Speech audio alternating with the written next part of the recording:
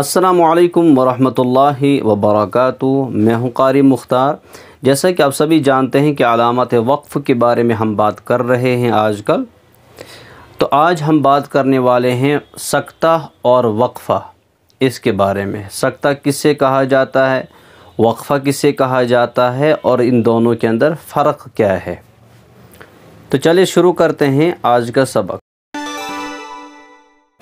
یہ جو علامات آپ دیکھ رہے ہیں، یہ دو علامات سین یا سکتہ، سین یا سکتہ، یہ قرآن پاک میں آپ نے بہت ساری جگہوں پر دیکھے ہوں گے۔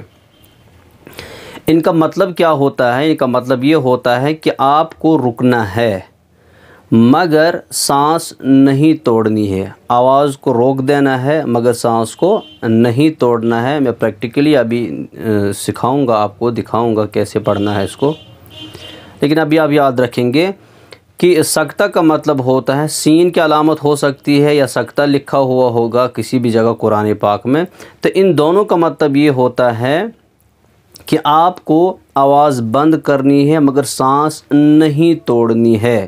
یوجولی ہم جب قرآن کریم کی تلاوت کرتے ہیں تو ہم جب رکتے ہیں کسی جگہ تو ہم سانس توڑ دیتے ہیں۔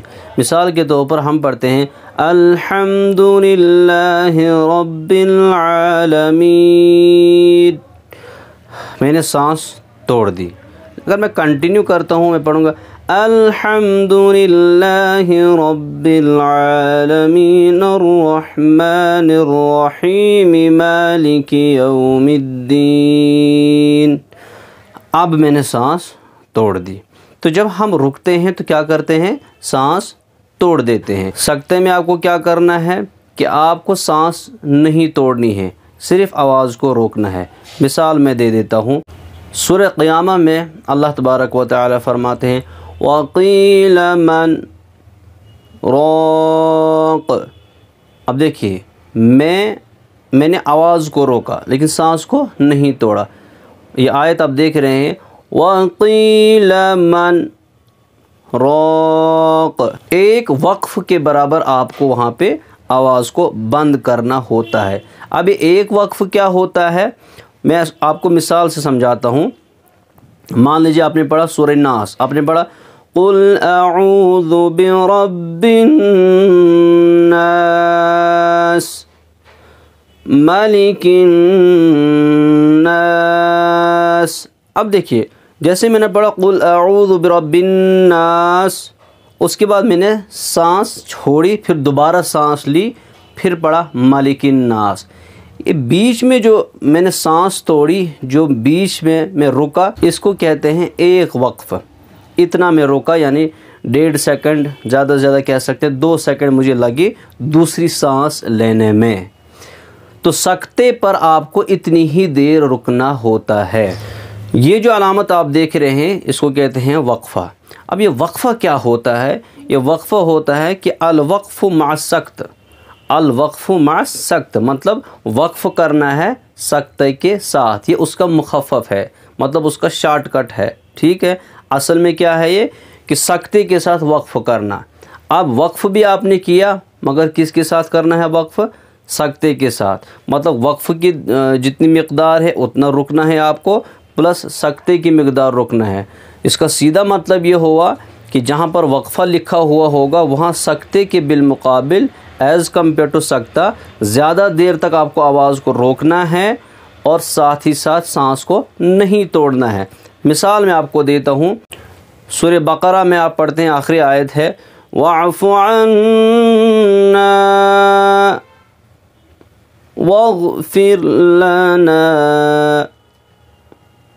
وَارْحَمْنَا أَنْتَ مَوْلَانَا۔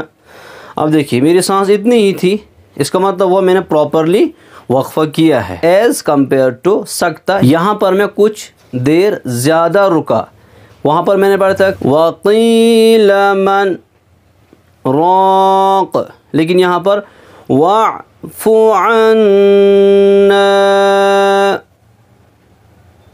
وَاغْفِرْ لَنَا وَارْحَمْنَا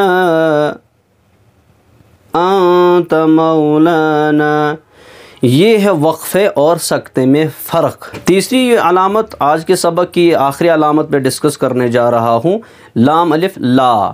یہ لام الف لا دراصل علامت ہے کہ لا وقف علیہ، اس پر وقف نہیں کرنا چاہیے۔ اب یہ دو جگہ پر لکھا ہوا ہوتا ہے، ایک کہ کسی جگہ آیت لکھی ہوئی ہے جو پچھلی سبق میں ہم نے ڈسکس کیا، اگر آپ نے وہ نہیں دیکھا تو جو آئی بٹن یہاں پہ شو ہو رہا ہے اس پر آپ کلک کر کے وہ سبق ضرور دیکھیں کہ اگر گول نشان پہ ہے یعنی آیت پہ ہے لا لکھا ہوا تو رکنے میں کوئی قباحت نہیں ہے، آپ رک سکتے ہیں۔ لیکن اگر کسی جگہ یہ آیت کے بیچ میں لکھا ہوا ہے تو یہ وقف قبیح کی علامت ہے، قرہ حضرات نے وہاں پر رکنے سے منع فرمایا ہے، ناجائز لکھا ہے۔ آج کے لیے اتنا ہی، جلدی ملتے ہیں باقی علامت کے ساتھ۔ والسلام علیکم ورحمۃ اللہ وبرکاتہ۔